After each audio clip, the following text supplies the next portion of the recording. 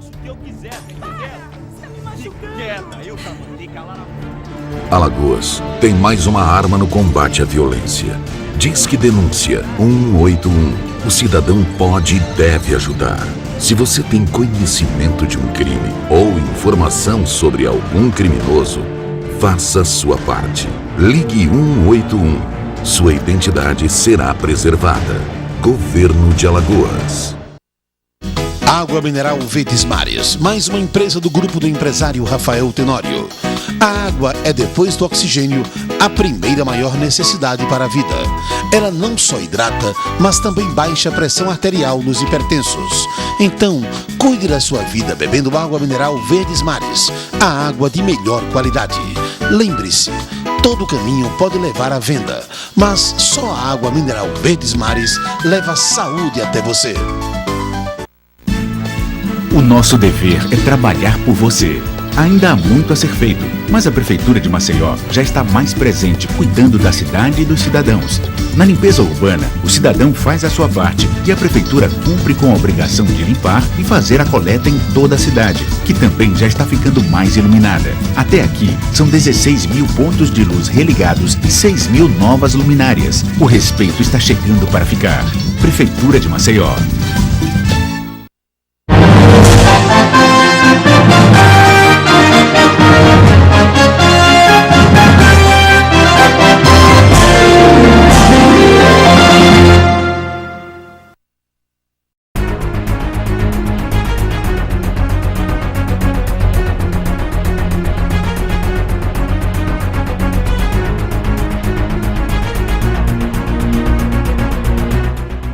Alô Brasil, alô Alagoas, eu sou Elísio Silva, estou aqui na TV Maceió, canal 22, recebendo hoje professor Padre Zé Lima, filósofo, sociólogo, jornalista, teólogo, o homem de Penedo, penedense.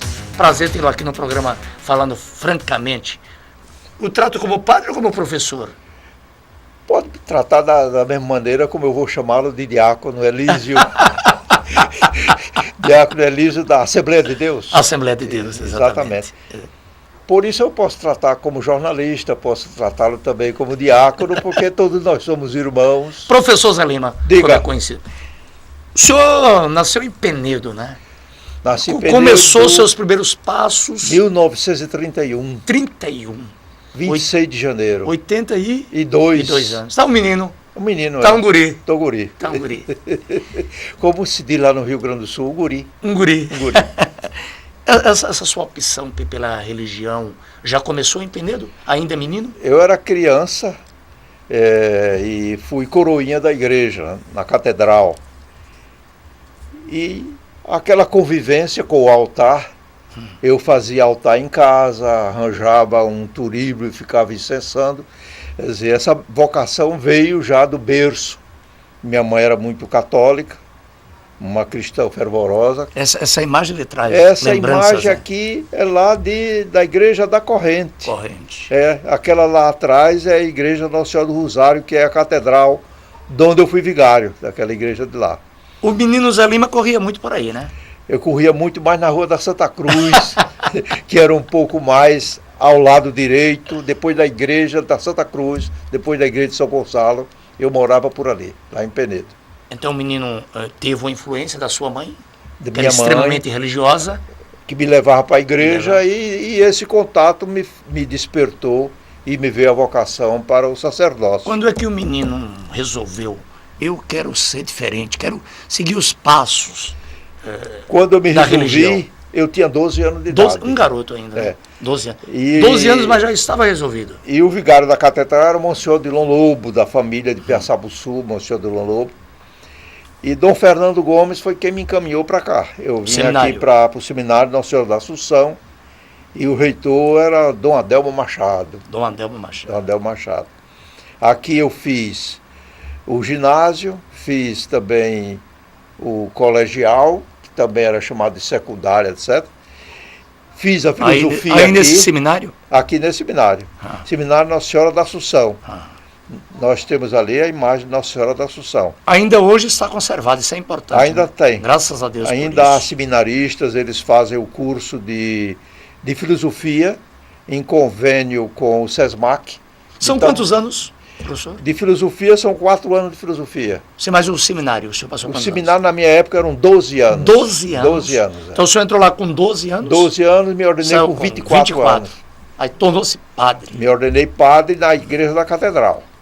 Quem me ordenou foi Dom Frei Felício Vasconcelos. Além de estudar, porque um seminarista tem que estudar muito, tem que se dedicar, né? Mas também tem sua hora de lazer. O senhor era centroavante, era meia-direita? Jogava futebol no seminário? Eu jogava era no lateral, seminário, era ponta esquerda. Ponta esquerda, ponteiro? É, eu era ponta esquerda, Dom Fernando Iório Fernando. Era o meia esquerda. Dom Fernando Iório era meia? Meia esquerda. Meia esquerda. E o centroavante era o Zé Nobre, que trabalhou na época do Muniz Falcão, por aqui. Então nós não perdíamos para nenhum colégio aqui em Maceió.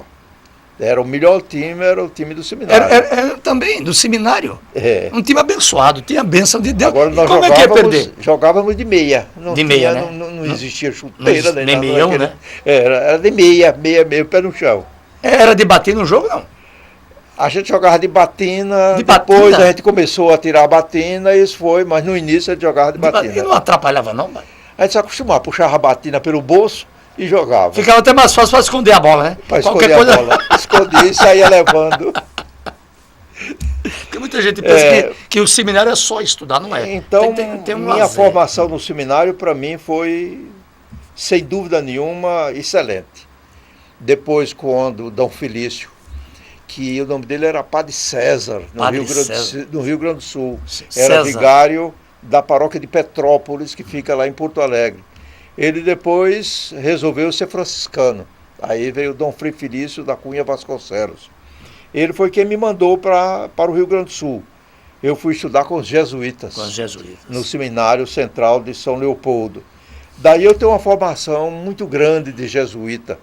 E depois, quando eu me ordenei que fui trabalhar em Penedo, Dom José III me mandou para Roma. Eu ainda passei um ano com os jesuítas lá em Roma, fazendo o curso de Sociologia. Minha formação é jesuítica, de tal maneira que o governador lá, minha filha, só me chamava de jesuíta. Me chama aí o jesuíta, não sei porquê, mas ele só me chamava jesuíta. Até 1970 era Lamém ainda? É Lamém. Lamém filho. Na inauguração do Estádio Ripelé.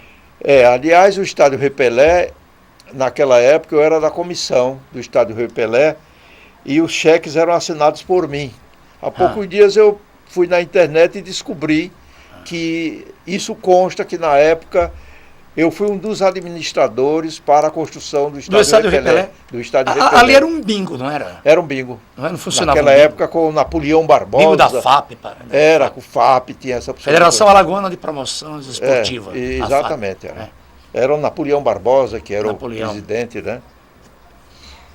TV Educativa em 69, o senhor já era um precursor, já começou ali a... TV Educativa foi o seguinte, eu era chefe de gabinete, e então houve certa dificuldade administrativa, aí o Lamé me pediu para que eu fosse administrar a TV Fundação Educativa.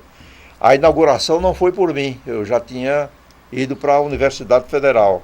Se eu não me engano, naquela época foi o secretário Douglas Aprato, que inaugurou a TV Educativa. Historiador Douglas Aprato. Mestre. Lançou um livro recentemente, contando a história áurea do algodão, aqui em Alagoas. É muito inteligente, é um exímio historiador, muito bom.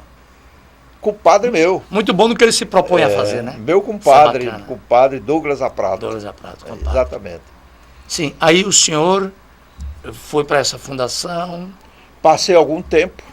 Foi quando chegou o governador Lages. Afrânio Lages. O bigodudo. Tinha um bigode, Afrânio Lages. Nessa oportunidade, eu como trabalhava com o Nabuco Lopes no Conselho Estadual da Educação, eu era o vice-presidente, e com ele, com o Silvio de Macedo, nós fizemos a comissão que criou a Escola de Ciências Médicas. Fomos nós três que demos o parecer favorável para a criação das Ciências Médicas. Das Ciências Médicas daquela época, do Lamé Filho. Hoje é um CISAL, Paulo? Um CISAL. Então, quando entrou o Afrânio Lages, o Nabuco Lopes, que tinha sido eleito reitor da Universidade Federal de Alagoas, Aí me chamou, eu fui ser chefe de gabinete do Nabuco Lopes. E o jornalista, como é que surgiu o jornalista Zé Bom, Lima? jornalista no meu tempo, Ah, eu comecei ainda como seminarista escrevendo aí o Apóstolo lá de Penedo. E como naquela época não havia curso de jornalismo, você tinha um certo estágio que o Ministério do Trabalho reconhecia e você tinha um registro. Quando eu voltei de Roma, eu estive lá no Concílio Ecumênico e fazia reportagem e mandava para o Apóstolo. Quando eu cheguei, se tornou muito fácil. E hoje eu sou jornalista com registro. o retorno de Zé Lima, agora padre, para a cidade de Penedo, qual a primeira igreja que o senhor dirigiu? Bom, quando eu cheguei em Penedo, Dom Frei Felício me pediu para que eu fosse o disciplinado do seminário menor. Sim. Eu passei algum tempo lá. Ele também me pediu para passar uns dias em Santana de Ipanema. Sertão das Alagoas. Quando eu voltei para Penedo, na época de Dom José III, aí então eu fui nomeado vigário da catedral. Eu passei a ser o vigário da catedral e administrador dos bens da catedral. Lá em Penedo. Lá em Penedo. Onde eu fui Olha o vigário. convento, né? Essa aí é o convento de Santo Antônio. Muito bonito. Nossa Senhora dos Anjos. Está bem É a conservado, padroeira. né? Existe. Está bem conservado aí. Eu andava muito aí e tenho uma lembrança na época da guerra. Da guerra? Na época da guerra eu era menino. Na Segunda Guerra Mundial. Eu era menino. Então apareceu um prefeito que não permitia que os frades confessassem. Eles ficaram praticamente presos. O prefeito proibiu. Proibiu, mas naquela época... Naquela época tudo. Então, eu é quem fazia a feira... O senhor não apareceu com a placa lá não? É proibido proibir. Não apareci não. Não, né? Naquele tempo a gente não tinha Não tinha essa liberdade não, né? A pessoa, o senhor com a placa, é proibido proibir. Mas eu tinha uma função muito interessante. Eu fazia a feira dos frades. Eu é quem levava. O senhor era responsável? Eu entrava, não tinha problema nenhum. E me acostumei com os frades. Sim. De tal maneira que na minha ordenação há um padrinho. E o meu padrinho, no momento da minha ordenação sacerdotal, foi um frade. O frade.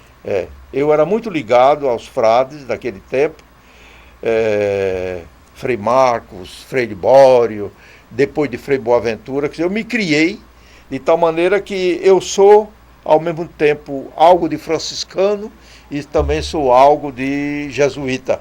Eu sou franciscano. Olha o Rio, São Francisco. Sou da ordem terceira de São Francisco. São Francisco. Isso é a igreja da corrente, né? Essa é a igreja da corrente. Agora é bom saber que o nome da corrente não existe Nossa Senhora da Corrente. Não, né? Não. Criaram, foi? É pelo fato de uma tradição que atualmente eu até me encontrei com um membro da academia que fez um estudo muito profundo sobre isso e ele adotou a tese que eu adotava. Essa igreja é de Nossa Senhora do Rosário também. Do Rosário. Se você observa, dentro da igreja são todas indicações a respeito de Maria Santíssima, a sua visita, a Isabel, etc. Quer dizer, ela é a igreja de Nossa Senhora do Rosário da Corrente. Da Corrente. O nome da corrente é porque os devotos daquela época, na festa, usavam uma corrente no pulso. Outros dizem porque os negros depositavam as suas correntes lá. Outros dizem porque era perto do Rio São Francisco. Mas o mais acertado é que o pessoal naquela época usava uma corrente. Daí Nossa Senhora do Rosário da Corrente. Tiraram o Rosário e ficou Nossa Senhora da Corrente. Mas a padroeira daí é Nossa Senhora do Rosário também. Do Rosário. Também. O Moésio, o professor Moésio, é quem está fazendo... Moésio Vasconcelos. Ele é quem está fazendo um estudo muito profundo sobre essas origens da igreja em Penedo. Qual a importância da igreja para a formação da sociedade, na sua opinião? A formação da igreja... A importância para a formação, qual a influência que a igreja tem na sociedade? Toda religião tem influência na sociedade. A Assembleia de Deus, a Igreja Católica, judaísmo, a Batista, maometanos, budistas, todos eles têm. É o que está acontecendo no mundo inteiro agora, com esse problema de Síria e de não sei. Você observa a influência que existe da religião na sociedade. O que não deve acontecer é, por exemplo, que os padres Sim. se misturem na política, em termos de que ele assuma política partidária. Uma Ele deve ser postura um de... político como você e eu Claro. somos, por gostarmos do nosso país, do nosso Brasil. Então, nós somos políticos por causa da palavra polis, que significa cidade. Claro. Então, para mim, sem a influência religiosa, você não pode ter nem educação. Por exemplo, educação infantil. Eu agora estou dando assessoramento a um sindicato de estabelecimentos de educação infantil. Então, a educação infantil, ela trata dos diversos aspectos da pessoa humana. Claro. E um deles é a religiosidade. Faz parte. Né? Faz parte. Você não é apenas um cidadão, você não é apenas inteligência, você não é apenas vontade, você não é apenas arte, você também é religião. Você é uma criatura de Deus, você é um filho de Deus, de tal maneira que, sem a religiosidade, a cidade não cresce, o povo não cresce, o povo não vai mais adiante, porque não tem algo superior que o eleve, não tem um objetivo final da sua vida. A influência de padres e de pastores também, Exato, você principalmente que é diácono, na política. E que entende muito de exegese, eu já né? estive conversando com você. Isso é um equívoco? A igreja perdeu o seu foco principal? Acho que não. E esse atual Papa, me permita, é o atual Papa Papa, Francisco. o Francisco, ele está Giorgio, levando... não é o Giorgio Bergoglio, argentino, hermano argentino. Hermano argentino, torcedor do São Lourenço. Do São Lourenço, hermano argentino. Ele está levando... Extremamente simpático. Tá Acho que essa visita que ele fez ao Brasil, ele exalou. Ele está simpatia, levando a igreja para o povo. Pra o- Sabe o que está acontecendo agora? Porque a igreja estava um pouco recuada, né? Estava fechada, digamos assim. Eu acho que era medo. Tava com Medo do povo. A igreja estava com E medo. ele não, ele foi por meio do povo. Ele foi até favorável a essas manifestações públicas, desde que não haja terrorismo. Claro. Então, o Papa Francisco, ele está levando a igreja para o povo. E está conversando... Eu diria, está devolvendo. É verdade, está conversando com todas as religiões, porque ele sente que cada uma tem uma importância na vida. Claro. Ao invés de estarem fazendo distinções de natureza puramente teológica, ou vamos dizer direito canônico, eu sou professor de direito canônico, Claro. a gente Ou deve se dogmas, interessar ou seja lá com o o que for. povo, com a pessoa humana, na elevação cristã da pessoa humana. Como você, nas suas pregações, o faz também.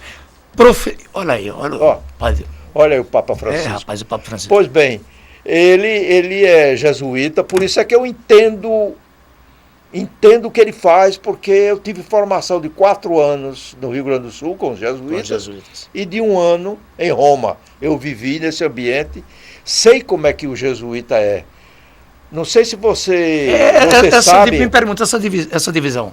Mariano, jesuíta, que tem na igreja. Os segmentos, as ordens. São ordens, ou então pode ser... e estão distantes, a finalidade não é a mesma? A finalidade é a mesma. A religião não é religare. Religare. Lá do religar. O homem é Deus? O homem é Deus. Daí veio religião. A religião. Mas aí são segmentos de natureza, vamos dizer assim, de uma dedicação maior a um certo tipo de pastoral. Como é o caso dos jesuítas e dos franciscanos. Naquela época, era São Domingos, Santo Inácio de Loyola e São Francisco de Assis. Santo Inácio, os jesuítas, São Domingos, os dominicanos, e São Francisco, os franciscanos. Então, eles sempre viveram juntos, apesar de cada um ter um aspecto no trato da religião junto ao povo. Cada um com a sua importância, um somatório. Um somatório. E o professor Zé Lima? Sim. Professor Zé Lima, a educação de hoje está muito distante, mudou para melhor, está pior. Como é que surgiu o professor Zé Lima, esse educador? Bom, quando eu era seminarista, sim, aconteceu algo de extraordinário. Eu fui chamado para ser professor de latim, sendo seminarista. De latim? Ensinava latim aos meus colegas seminaristas. Até há poucos dias, nas festas dos 50 anos da Academia Penedense de Letras, lá estava um aluno meu, que é da academia. O senhor foi homenageado lá, né? O professor Tobias Medeiros. Tobias Medeiros. Ele era meu, foi olha, meu olha aluno. o senhor aí recebendo homenagem lá. Aí, exatamente. Na academia. Na Academia Penedense de Letras. Olha aí o Moésio. Olha só. Né? Moésio, profundamente dedicado, não só às letras, como também à parte histórica, apesar de ele se formado em Direito. Dos fundadores da academia, além do senhor, tem mais alguém? Que já foram Murilo Mendonça. Estão num plano espiritual. Estão em outro plano. Partiram? Hein? Eles partiram dessa vida?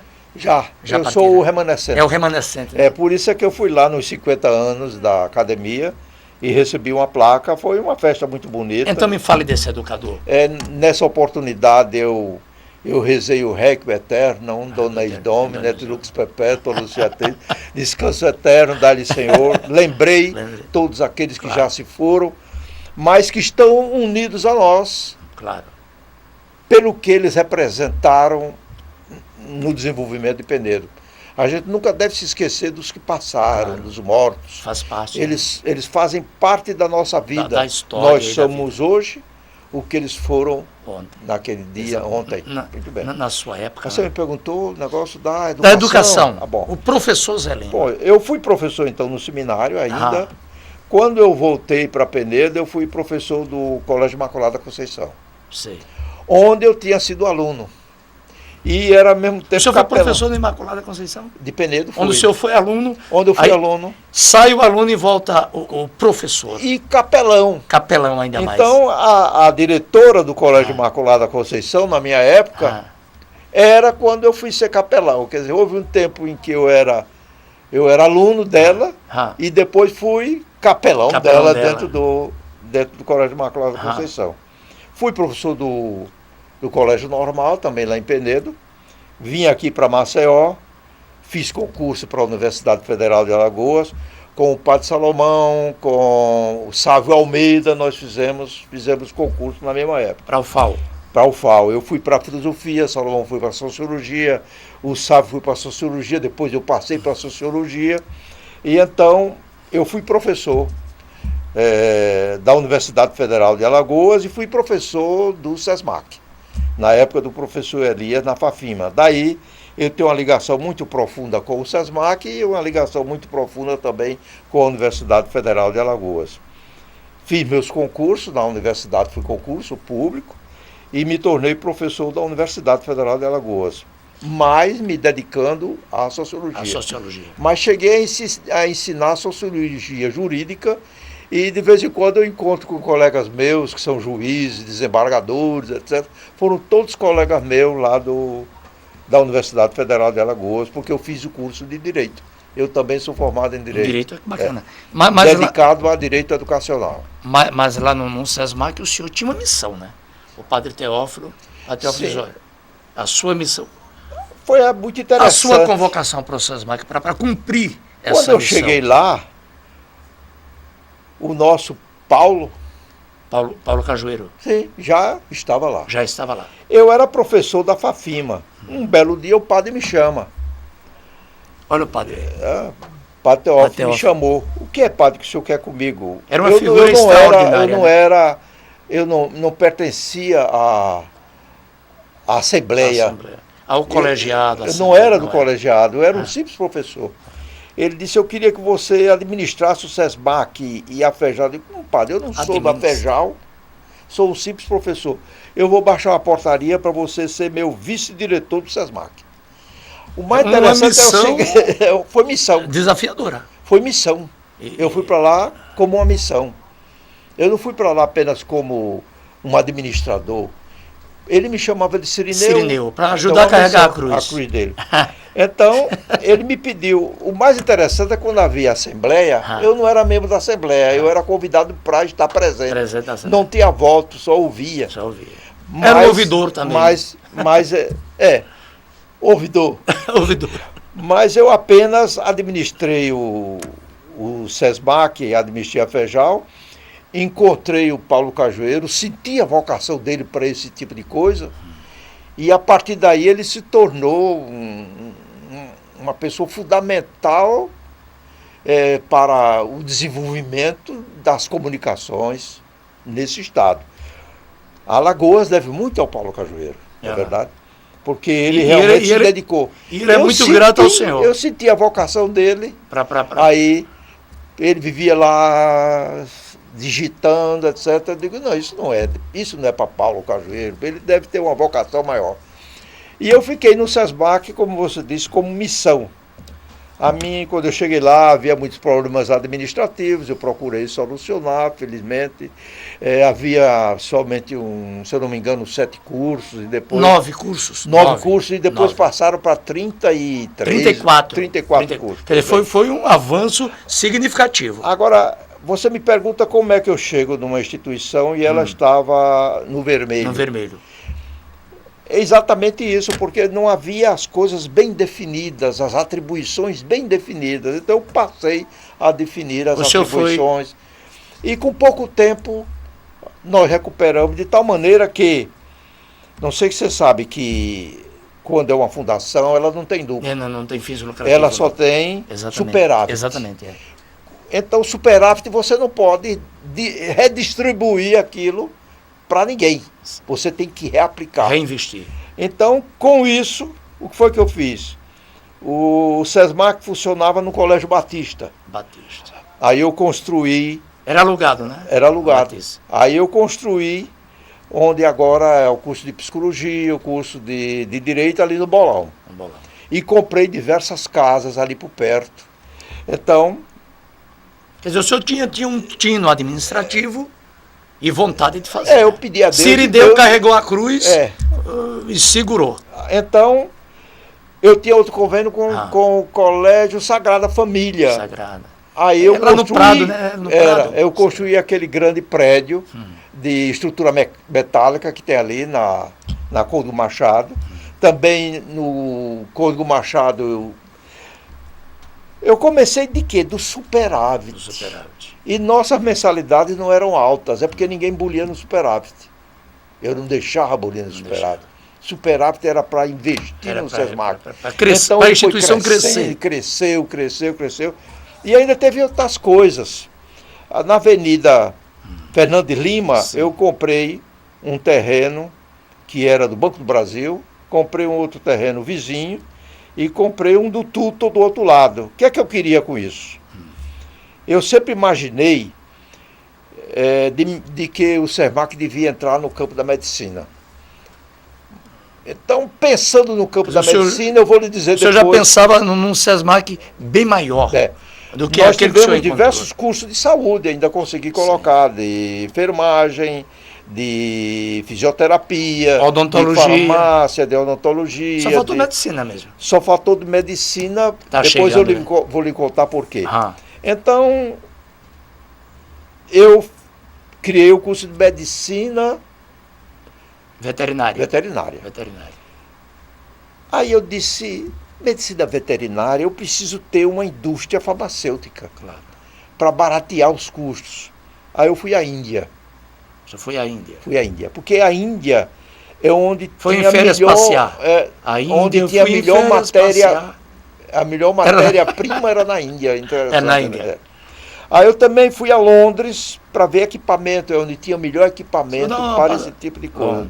E fui à Áustria, onde tinha a melhor vidraçaria. Foi quando o padre morreu e eu já estava com um projeto para montar aqui, onde eu comprei lá na Fernando de Lima. Era para fazer ali. Eu não sei porque que depois esse projeto não foi adiante. Me disseram que parece que o pessoal da Índia se desinteressou, porque eles eram muito ligados a mim. Eu não sei, eu só sei que não foi para adiante essa indústria farmacêutica. E a partir daí eu ia entrar na indústria farmacêutica para humanos. E então eu procurei comprar a Santa Juliana, já pensando nisso.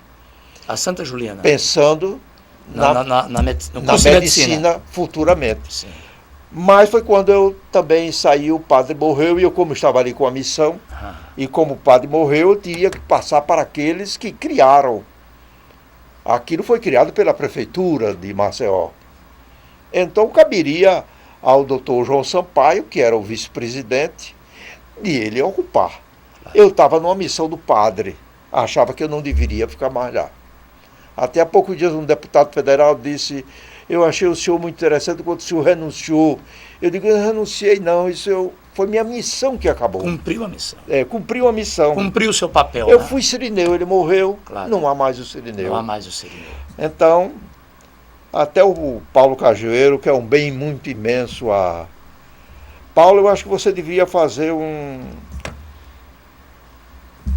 documentário muito importante sobre o padre Teófanes. Eu tenho a impressão que você está trabalhando tem isso nisso, tudo. ele está trabalhando nisso. Ele parece ter tudo isso tem, gravado, né? Ele guarda tudo. Guarda, Guarda, esse menino guarda. Um guarda homem. coisa demais. Ele tem uma memória fabulosa e ao mesmo tempo tem um poder de guardar as coisas para a posteridade. Isso é importante. Bem. Então eu acho que qualquer dia desse ele deve mostrar ao povo alagoano quem de fato é o padre Teófanes. E a importância dele, né? O padre Teófanes, quando ele estava nos seus últimos dias na Santa Casa da Misericórdia, que eu chegava para visitar, ele abria de alegria, porque eu resolvi o problema dele do Guido, comprei o Guido, comprei aquilo tudo, comprei a faculdade de educação que era nos fundos, para tirar dele esse peso que ele tinha na vida dele, na idade dele, o que é que ele subisse como os anjos. Afinal, o senhor era o Cirineu? Eu era o Cirineu dele. Para quem não sabe quem é Cirineu, foi aquele homem que ajudou Jesus a carregar a cruz. Jesus caiu, o Cirineu foi lá. Ele era de onde? Você que é diácono? De Cirene. Daí, por isso o Cirineu. Daí o Cirineu. Exatamente. E ele foi revoltado. No Foi. No primeiro momento ele não achou muito bom, não. Não gostou daquela O senhor história, no primeiro momento achou bom? Quando o senhor foi o Cirineu? Quando eu entrei, que vi aquele peso. Mas o padre... Mas missão é missão. E o padre, com aquele jeitão dele todo, era um homem profundamente espiritual. É bom que se saiba disso. Isso é importante, disso. Né? Ele era um homem profundamente ligado a Deus. Olha como ele é. Era um homem que tinha uma fé exuberante. É difícil ter fé, mas esse tinha fé. Porque ele inventava tudo no mundo sabendo que ia dar certo, e tudo dava certo. Ele se baseava no livro de Hebreus, capítulo 11, versículo 1. Deve ser, quer citar para o nosso... Que fala muito, ali fala, é muito enfático. É bom. Hebreus São Paulo. 11, de um em diante. A fé é o firme fundamento das coisas que não se vê e de tudo que se espera. Você gosta mais do Paulo ou do Saulo? O Paulo era bem melhor. Saulo perseguiu os cristãos. Mas era muito zeloso, eu até entendo. Ele não perseguia por perseguir, no meu entendimento. Ele perseguia porque era muito zeloso. Depois, por ideologia. Tanto é que ninguém conseguiu evangelizar Saulo. Não conseguiu. Foi preciso que o próprio Jesus viesse. Saulo. Derrubá-lo do cavalo. Derrubou do cavalo, literalmente. Ele aí foi atrás do Ananias, aquele negócio, ficou cego. Aliás, eu também teve uma visão, né? Teve uma visão. Problema de visão, vou pedir a São Paulo que interceda. Que interceda, né? Bom, que é que nós estamos a questão falando da educação. Da educação, exatamente. Nós estávamos aqui é falando do SESMAC, né? Do SESMAC. Certo. E foi a primeira faculdade ainda privada, tem outra coisa, pois não, que com a morte do padre eu não pude concretizar. Sim.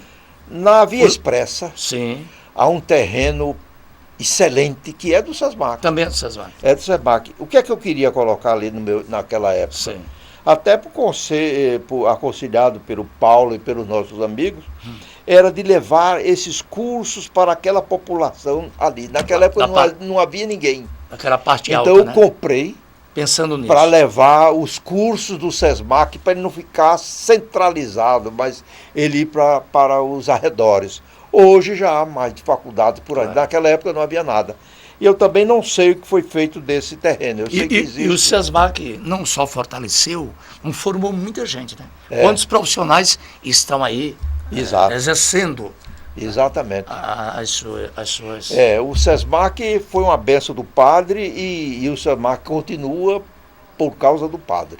O padre lá da eternidade, do céu, abençoa e ele vai adiante. E os nossos diretores do SESMAC, eles estão fazendo o que podem, no sentido de que cada vez mais o SESMAC cresça, até com o curso de medicina, agora vai ser o curso de medicina. E eu quero até parabenizar aos nossos administradores do SESMAC desta possibilidade de que agora chegou o curso de medicina. Muito bem, graças a Deus. Graças a Deus. Estou conversando com o professor Zé Lima, filósofo, sociólogo, jornalista, teólogo, educador, um visionário que consegue enxergar bem além de muita gente. Agora estou dando assessoramento ao sindicato de estabelecimento da educação infantil. Vamos falar nisso daqui a pouco. Vou ali e volto já. Aguardem.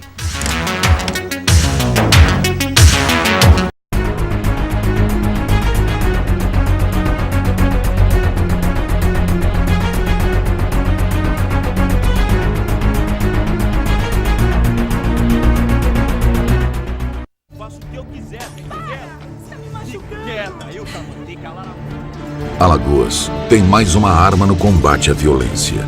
Disque Denúncia 181. O cidadão pode e deve ajudar.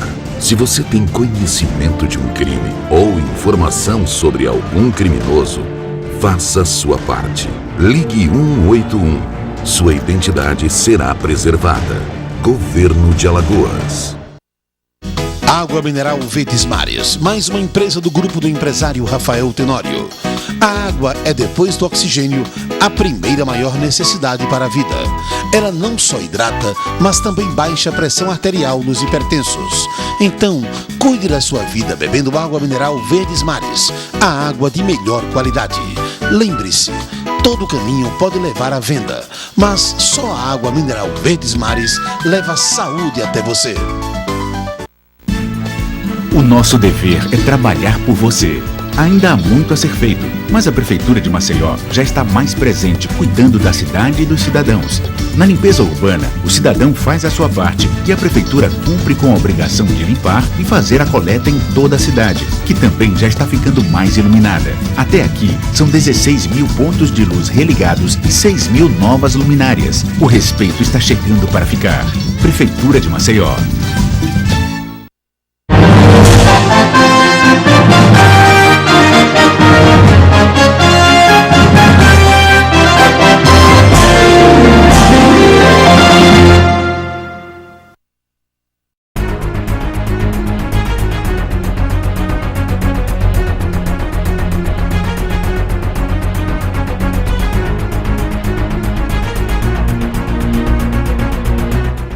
Muito bem, estamos voltando para o segundo bloco do programa Falando Francamente, recebendo hoje o professor Zé Lima, filósofo, sociólogo, jornalista, sacerdote, teólogo, presidente do Conselho Estadual.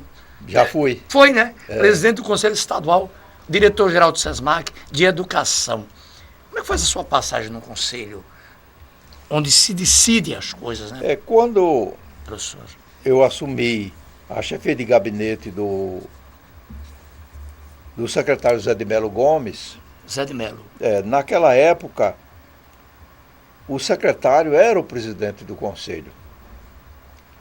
O Zé de Melo, então, resolveu, junto ao governador Laminha Filho, e o padre Teófanes passou a ser o presidente do Conselho Estadual da Educação.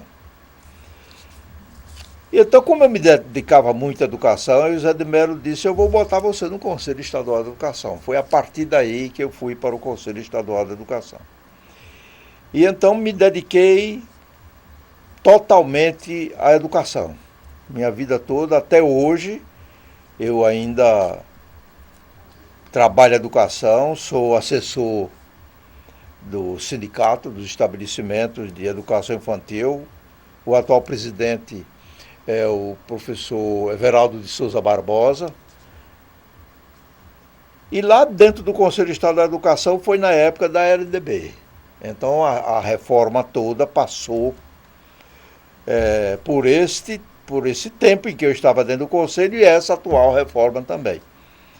De tal maneira que eu sou professor de especialização de vez em quando e sempre dou aula de estrutura e funcionamento do ensino, de legislação do ensino, de metodologia do ensino superior. Eu sempre me dedico a essas disciplinas no campo da especialização. A nossa educação, fazendo uma análise, até porque o senhor fez parte do conselho, foi presidente, melhor, 50 anos, né, no conselho. Isso. O senhor foi homenageado agora, né, recentemente? Recentemente eu recebi uma placa. Olha a placa. Deixa eu colocar o óculos aqui para eu enxergar. Honra ao mérito educativo. O Conselho Estadual de Educação concede essa placa de honra ao mérito educativo alagoano ao ex-presidente, sua principal relevante junto, muito importante, bacana. Mas aí veja, eu recebi, mas representando todos os presidentes do Conselho Estadual de Educação, não só foi... Olha o senhor recebendo o Adriano, né, era o secretário dessa época. Adriano Soares. Doutor Adriano é um profundo conhecedor de direito. De direito, exatamente. Exatamente em direito eleitoral, ele é profundo conhecedor. É um homem que eu não encontrei ainda igual a ele no trato de filosofia do direito. Do direito. Ele é muito profundo e muito estudioso. Ele, por exemplo... Por isso que ele se destacou. Ele era juiz de direito, se eu não me engano, deixou para advogar. Foi. Eu quero até parabenizar o doutor Adriano. Eu fui professor de direito canônico do irmão dele, que é bispo, do Dom Henrique. Né? Eu fui professor de direito canônico do Dom Henrique aqui do seminário de Maceió. É bispo auxiliar de Aracaju. De Aracaju. Eu fui professor dele. E um deles nasceu em Penedo. Foi na maternidade de Penedo. Não sei de qual foi o que nasceu lá em Penedo. E eu batizei lá, porque a mãe deles, Terezinha, foi minha aluna no Colégio Imaculada Conceição. A educação que nós estamos levando hoje para os jovens, para os estudantes, e há de um tempo mais remoto, anos 70, por exemplo, início dos anos 80, anos 60, mudou muito. Melhorou, piorou? Qual a sua avaliação? A educação melhorou. Melhorou? Melhorou. Quais foram Pode essas ser melhoras? Que os administradores não tenham melhorado, mas que a educação em si melhorou. Você vê que há mais investimento para a educação. Está mais fácil? Está mais para educar fácil, hoje? Está mais fácil para educar, se bem que a população está crescendo em razão dos investimentos. Sim. Quer dizer, ainda as escolas não são suficientes para atender as escolas municipais, as escolas estaduais. E uma coisa muito interessante que a lei fez... Me permita, porque eu lembro da época que o Colégio Estadual era uma referência, o Silva, Moreira era uma referência, o Diocesano, que é o Marista, Princesa Isabel, o Guido, Princesa Isabel, de grandes colégios, principalmente na rede pública. Mas na rede privada tem... Também tem. O colégio... Tem o Guido Batista, o Batista, o Sagrada, Sacramento, alguns ainda estão, outros já e não agora ainda mais. Tem Madalena Sofia, tem a Montessori, que é um colégio excelente. É bem excelente. Santa Úrsula. Mas quando a gente fala da coisa pública, houve um retrocesso? Eu não acho que houve retrocesso. Os problemas mais terríveis são em termos de administração pública. E aí respinga na educação. Isso aí, às vezes, prejudica. Mas os nossos últimos secretários de Educação de Alagoas, todos eles foram homens bons, dedicados. Homens dedicados, Mas recente teve o professor Rogério, né? Rogério Teófilo. Rogério Teófilo. Que tem toda uma identidade. Eu trabalhei muito com o Rogério. Tem o Murilo Mendes, que foi um excelente secretário. Teve o Douglas, que foi secretário. Mais recente, o senhor falou do doutor Adriano, né? Doutor Adriano Soares, mais recente. Né? Doutor Adriano. Quer dizer, são pessoas que se dedicaram. Também teve secretárias que também se dedicaram. Qualidade do ensino. A qualidade do ensino está crescendo muito porque o governo federal está se interessando muito pela qualidade do ensino. Tem investido. Daí o Enem, daí o ENAD. São todas atividades que buscam a qualificação do ensino. O Enem para o médio e o ENAD para o superior. Quer dizer, as avaliações que o MEC está fazendo são avaliações interessantes. Por exemplo, você para credenciar uma instituição, você tem um processo. Exatamente. Um processo em que é designada uma comissão ad hoc, ela vem do INEP, o INEP faz o estudo em função de um instrumento que já é definido. Cada instituição que quer, ela tem que atender aquele instrumento, que é aprovado pelo Conselho Nacional da Educação. Depois do credenciamento é que vem a autorização dos cursos, já é um outro instrumento. Aí vem outra comissão ad hoc, vem verificar da necessidade de se criar mais aquele curso, etc. Então, o MEC está se importando muito nos termos de chamar de avaliação externa, que é dele. A avaliação externa é feita através do credenciamento, da autorização, da renovação, do recredenciamento, da renovação, tudo isso o MEC tem atuado muito e eu devo parabenizar o Haddad. Haddad foi um ministro que eu conheci antes dele ser ministro, quando ele era assessor ainda do MEC. Ele foi uma pessoa que se dedicou muito à educação. E a educação em termos de avaliação externa cresceu muito. Além disso, toda instituição de ensino tem que ter uma CEAP, que é um CPA, que é uma comissão própria da avaliação. Ela é interna. Você tem que anualmente fazer essa avaliação e manda no mês de março para o MEC. E o MEC, de vez em quando, faz avaliações, de tal maneira que eu estou sentindo que a educação superior está crescendo em função das avaliações que são feitas. E, inclusive, muitas cidades, aqui mesmo de Alagoas, falar da nossa realidade.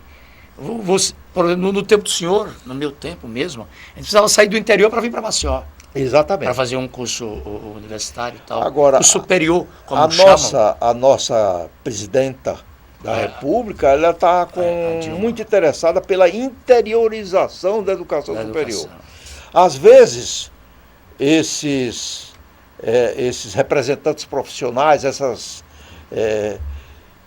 eles fecham demais para soltar a autorização, porque eles são consultados. Claro. A OAB é consultada, fisioterapia é consultada, enfermagem é consultada, há consultas que é feito para essas associações profissionais. O que é que acontece? Às vezes elas se fecham muito, de tal maneira que há críticas pelo fato de se pensar que eles não querem que haja mais profissionais na área. Você há muito tempo dizia, no Brasil tem médico demais. Você está vendo? Olha o problema. Não tem. Não existe tem médico lugar que demais. não tem médico nenhum. Você concentrava médicos em Maceió, você concentrava médicos em Recife, mas o interior não tinha médicos. É preciso que você traga cubanos e outros aqui para o Brasil, e eu louvo o que a presidente da República fez. A Dilma, ela e o Haddad. Eu louvo. Olha o Haddad. Fernando Haddad. Eu quero parabenizar o Haddad, e atualmente ele é prefeito de São Paulo. Está procurando resolver o problema de transporte, não é? São Paulo é um país. E a nossa presidenta, na hora que ela está querendo a interiorização da educação superior, ela tocou em algo muito importante, porque o interior está precisando. Há poucos dias eu li um parecer de profissionais dizendo que não poderia abrir tal curso no interior porque existia tantos cursos, mas todos esses cursos eram na capital. Você tinha tantos cursos na capital, depois eu procurei ver as estatísticas e todos os profissionais praticamente estavam na capital. O interior não tinha nada. Então a interiorização é de muita importância para a educação superior. Se debate muito, se fala muito a respeito da cota para negro, para as minorias. Qual a opinião do educador, professor? Sobre o quê? A cota. Cota para negros, cota para quem vem da escola pública, para chegar na universidade. Nós vivemos num país em que houve muito preconceito. Não é verdade? Sim. Então essas cotas vieram quebrar um tanto os preconceitos. De tal maneira... É um resgate, é uma espécie de recompensa? Eu digo mais resgate. Um resgate. É que aqueles que às vezes não têm condições nem financeiras, etc., e principalmente o ensino público. Porque a educação pública, quando eu era da Universidade Federal de Alagoas, qual era a maior clientela? Eram as pessoas que faziam cursinhos, que tinham Que dinheiro. tinha um poder econômico, Então, né? as universidades federais eram mais cheias de pessoas da classe média alta. Que tinha condições de pagar uma Para se universidade preparar para privada. poder. E então as pessoas de menos condições não tinham. Aí iam para as escolas particulares cobravam. Eles ficavam sem ter acesso. Então, eu sou favorável às cotas neste aspecto, de que abriu a possibilidade de que o ensino público, ele de fato tem acesso àqueles que não podem pagar. Então, que é a educação privada nas suas vagas existentes nos cursos, com muita perspicácia, o governo federal também manda para completar as vagas existentes nas escolas, nas faculdades, nos centros universitários, onde ainda há vagas nos cursos de que eles tenham acesso. Então, eu sou favorável nesse sentido. O ProUni é uma globalização, você escolhe. É uma coisa só circunstancial. Futuramente, talvez não vai precisar mais de Não cotas. vai nem precisar, né? Não é verdade? Matérias como o SPB, Educação Moral e Cívica, né? Organização Social e Política Brasileira, o SPB, Educação Moral e Cívica, saíram do currículo há um bom tempo. Saíram logo depois que assumiu, depois da Revolução. Porque a Revolução se interessou 85. muito. Se interessou muito pela Organização Social e Política Brasileira. Então isso ainda existe, porém não com esse nome. Porque a ética moral, cívica, tudo isso ainda faz parte das atividades dos currículos, não só da educação básica, do ensino fundamental, ensino médio, como também da educação superior. É porque eu vim de uma escola que nós temos que cantar. Eu, inclusive, estudei em Na escola época federal. Na época havia, né? Eu estudei no ginásio agrícola de Palmares. Ah, sim. No ginásio agrícola, escola federal. Você tem que fazer exame de admissão ao ginásio. Era uma avaliação, era um vestibular. Né? Você chegar, antigamente era o ginásio, hoje é ensino médio. Não sei nem o nome qual é, mas é ensino fundamental, né, Paulo? Ensino fundamental. Isso aqui se acabou com aquele presidente que era de Minas Gerais. Itamar. Foi Itamar que acabou com... Que veio depois. Acabou com essas disciplinas. A gente tinha que cantar o hino nacional, hino da bandeira, vinha no caderno, olha aí, ó, no caderno. Exato. Eu lembro bem desse cara. Eu tinha esse caderno Avante. Olha que o Paulo descobriu esse caderno, porque eu, lá no Colégio Imaculada da Conceição, eu usei muito esse aí, o Erasmo Braga, que era o livro do Erasmo Braga, o Avante, aí o caderno Avante. Meu parabéns. Por isso é que eu digo que o Paulo vamos dizer assim, um acervo de tudo que existe de bom. Ele tem, né? Exatamente. E hoje, com o advento da internet, então fica muito fácil. Né? Meus parabéns, Paulo, pelo caderno Avante. Essas matérias, isso tudo ainda existe, porém SPB, não com esse nome. Mudou. Porque educação moral, sim, é um dos aspectos da formação do homem. Moral cívica é um dos aspectos da formação do homem. Organização social e política do Brasil. Brasileira. Você deve, vamos dizer assim, educar o homem para a sociedade. Organização social e política, você deve educar a criança, etc., para a vida política, para a vida da polis, para a vida da cidade. Então, elas não existem com esse nome, mas estão ou como atividades complementares, ou outro nome que eles queiram dar, mas que tudo isso ainda participa dos currículos dos nossos cursos. Antes de falar do que o senhor está fazendo, da atualidade, que é que o professor está fazendo hoje, o senhor fundou o colégio universitário. Fundei o colégio universitário. Foram 10 anos, né? O colégio 10 anos de sucesso. O colégio universitário foi o seguinte, ele não visava lucro. O colégio universitário, como nós tínhamos cursos de licenciatura no SESMAC, como curso de psicologia do SESMAC, havia necessidade de campo de estágio. Então o colégio universitário ele foi criado, daí o nome dele universitário, ele foi criado como campo de estágio das nossas licenciaturas e do curso de psicologia. Não visava lucro. Não visava lucro. E também o Colégio Guido foi adquirido pelo SESMAC e ele funcionou... Colégio Guido de Fongala. Foi, Hã? ele foi depois Ah. incorporado à FEJAL. Sim. E depois, não sei porquê, tanto o universitário como o Guido fecharam. Mas ambos eram campo de estágio. Muito importante para o curso de pedagogia. O curso de pedagogia atualmente, ele forma o quê?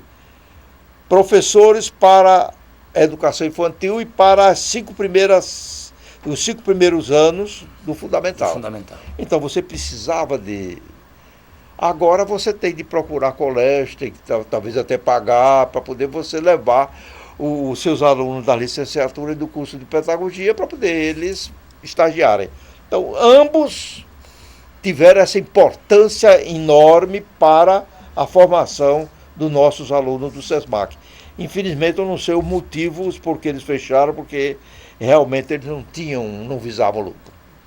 O Paulo está também colocando aqui num ponto que a TV Maceió vai colocar em breve muitos vídeos, diversos vídeos sobre o colégio universitário para relembrar, né? Mostrar a importância. O colégio universitário, ele tinha uma formação global, total.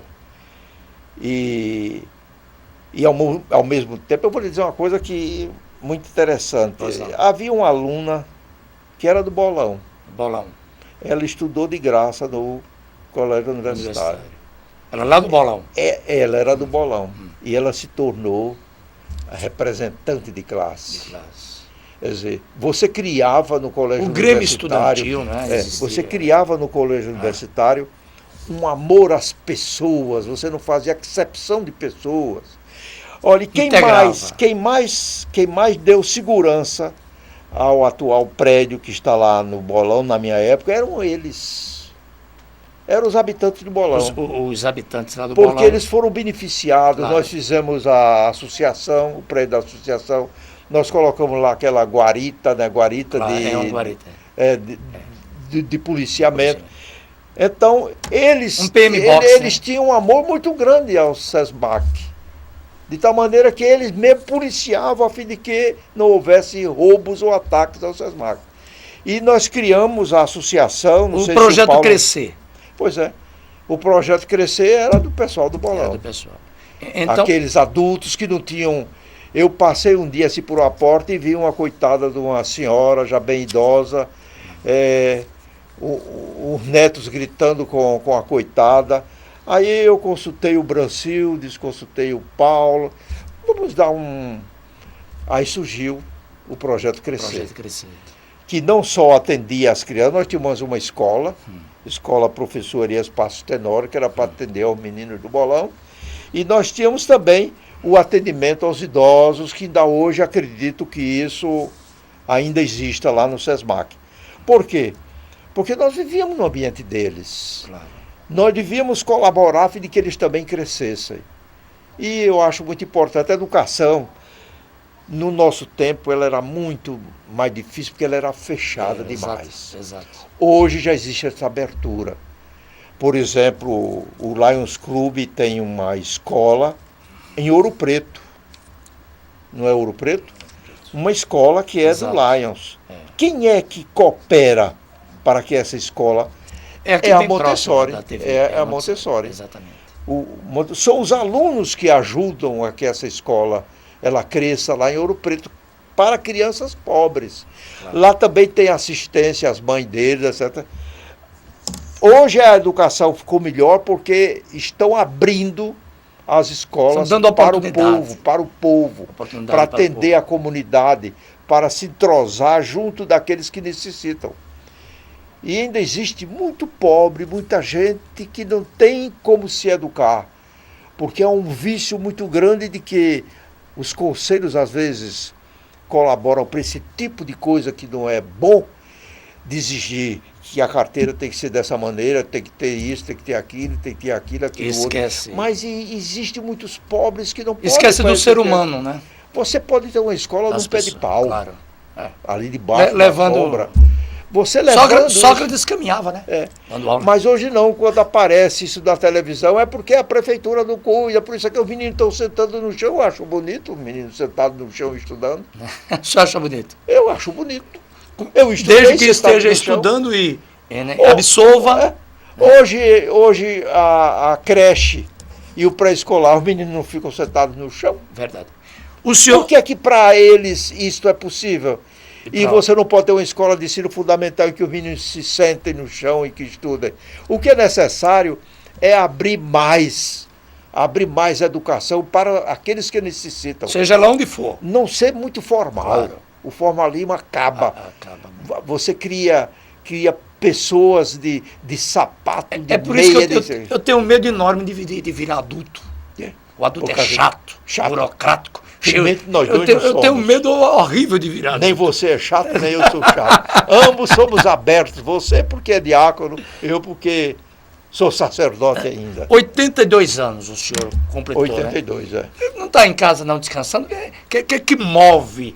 Olhe, Que energia é essa? eu aconselho a todos que chegam a essa idade que não fique sentado diante de uma televisão, que procure algo para fazer. Que vão para academias, que vão para escolas de dança, que viajem. Eu gosto mais do estudo, O senhor do gosta trabalho. disso?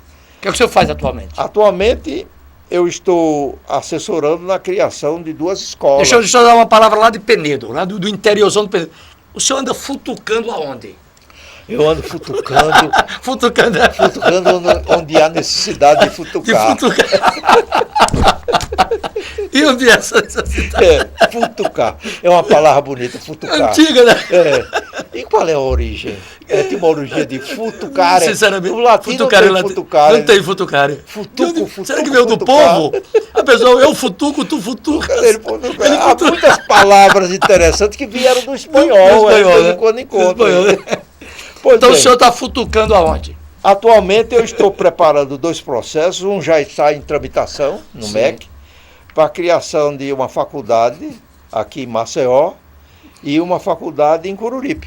Em Coruripe. É. Então o senhor está totalmente envolvido. Continua preocupado Continuo. com a educação. Eu trabalho na montagem dessas Das escolas. escolas. Agora, quando eu monto uma escola, eu não monto como geralmente essas comissões, esses que vendem os projetos, que fazem o projeto e tchau, bambino. Quando eu monto uma escola, eu dou um assessoramento completo para o funcionamento da escola. Então, início, meio e fim. Início, meio e fim. Tudo que é necessário para que a faculdade abra. Eu preparo treinamento para a secretaria, preparo para tudo, vejo o orçamento, entro em tudo. Eu não entro apenas naquele aspecto puramente de escola, de ensino, mas também na parte de administração, da preparação do pessoal. No tempo do senhor lá no SESMAC teve slogan, você começa, você termina, né? Exatamente. É isso que o senhor está fazendo, do início até o fim. Do início até o fim. Essas faculdades serão aonde? Uma em Penedo, Não, uma aqui em Maceió. uma aqui em Maceió e a outra em Coruripe. Coruripe. Coruripe. Coruripe não tem. Agora, uma coisa muito interessante, e agora que eu vou confessar, quando eu também comprei aquele terreno na Via Expressa, eu pensei muito em EAD, Educação à Distância. É a distância. Então, o que é que eu queria ali? Abrir curso de graduação à distância. Eu tive até contato na época com 2 universidades do Rio de Janeiro e uma universidade de Minas Gerais, já pensando em trazer a educação à distância para ali. Para aquele local. Não só para a graduação, como também para a pós-graduação através da especialização. Isso eu sentia que era muito importante. Ou ensino à distância. Olha aí. Isso é uma beleza. Beleza. Educação à distância. Essa daí é via internet. Atualmente a CEAP é via satélite. A CEAP é via satélite? A CEAP? É via satélite. A CEAP lá. Via satélite. CEAP é via satélite.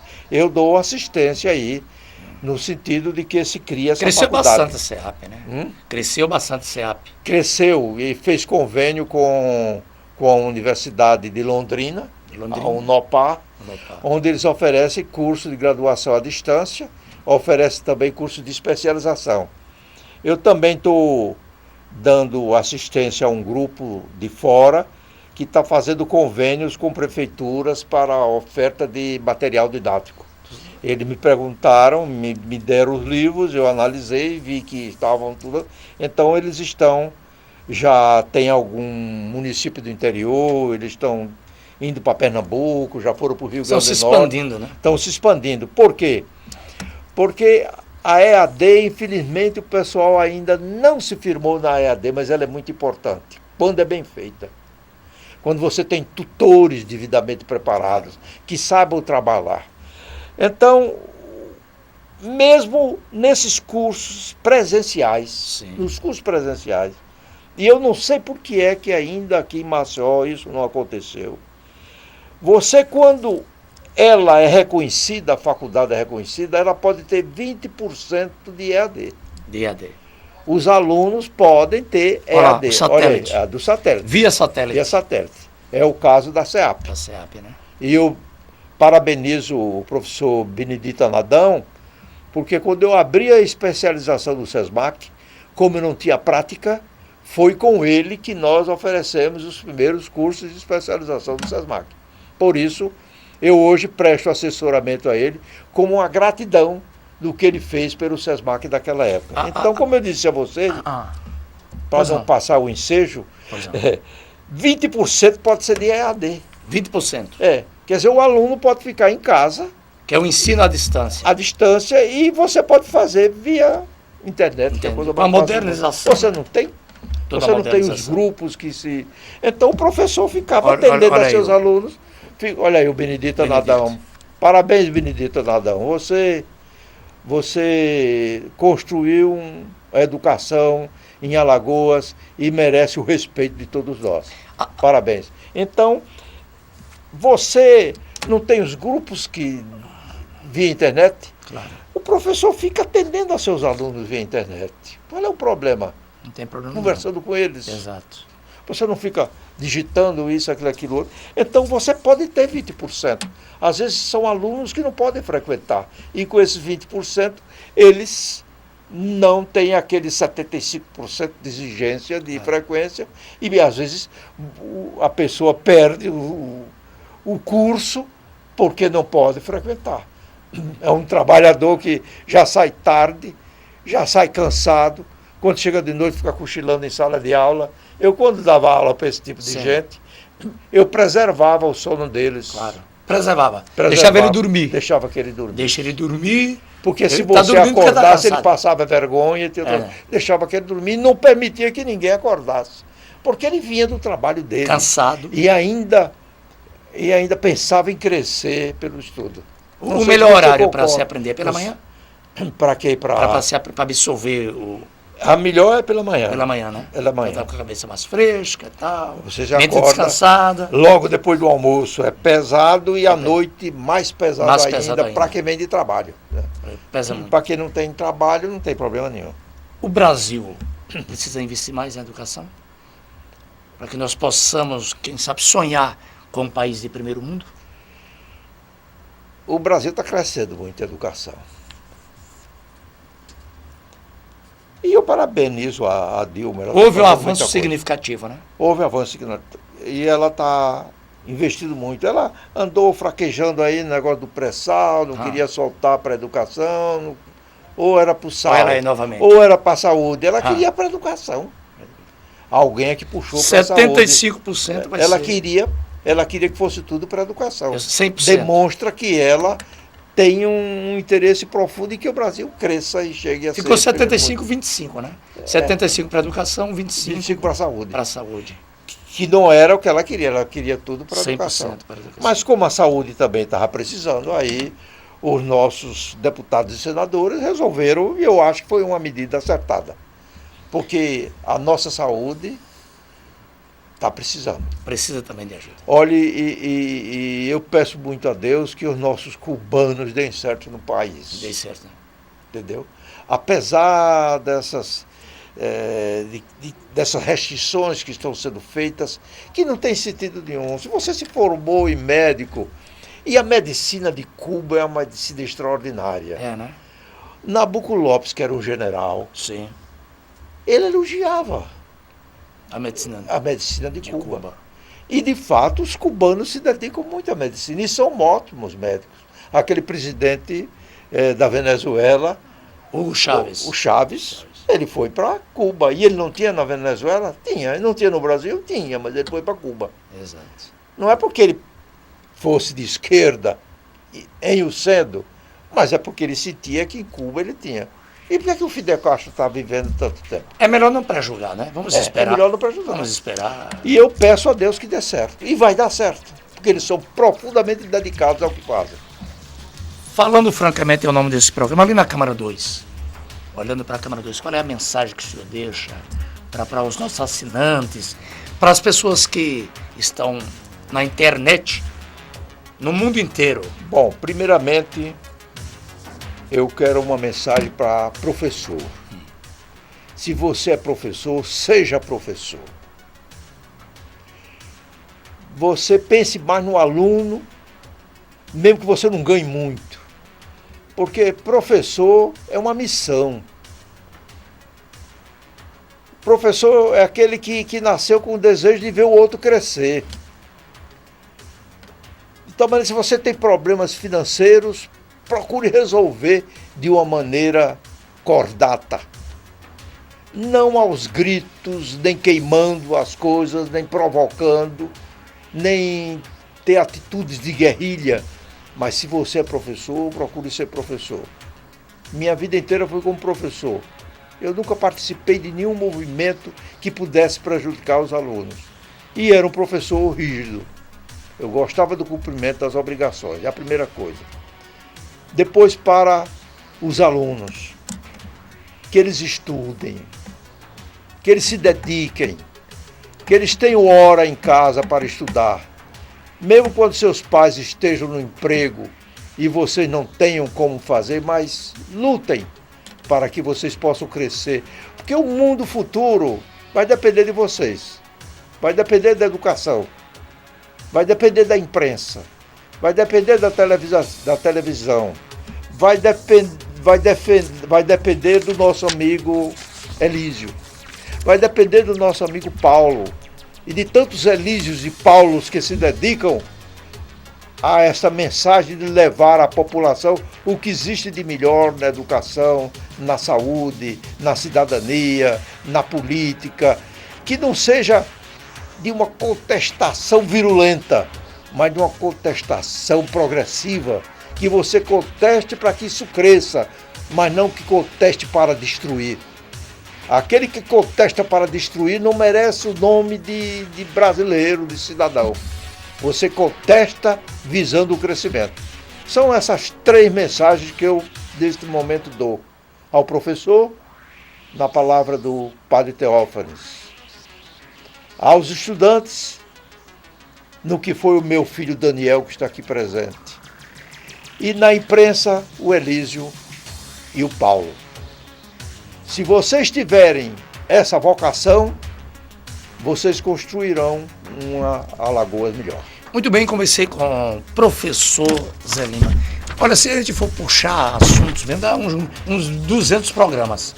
É um prazer muito grande tê-lo aqui no programa, às ordens. Falando francamente. Prazer é nosso. Que Deus o abençoe e que você também, nas suas orações, na Assembleia de Deus, se lembre de mim e dos alagoanos. Muito bem, conversei com o professor Zé Lima no Falando Francamente. Fiquem na paz de Deus e amanhã estarei de volta com mais um bate-papo para você. Trazendo tudo, mas tudo mesmo, sem censura, aqui na TV Maceió. Fiquem com Deus, tenham todos muita paz no coração. Tá.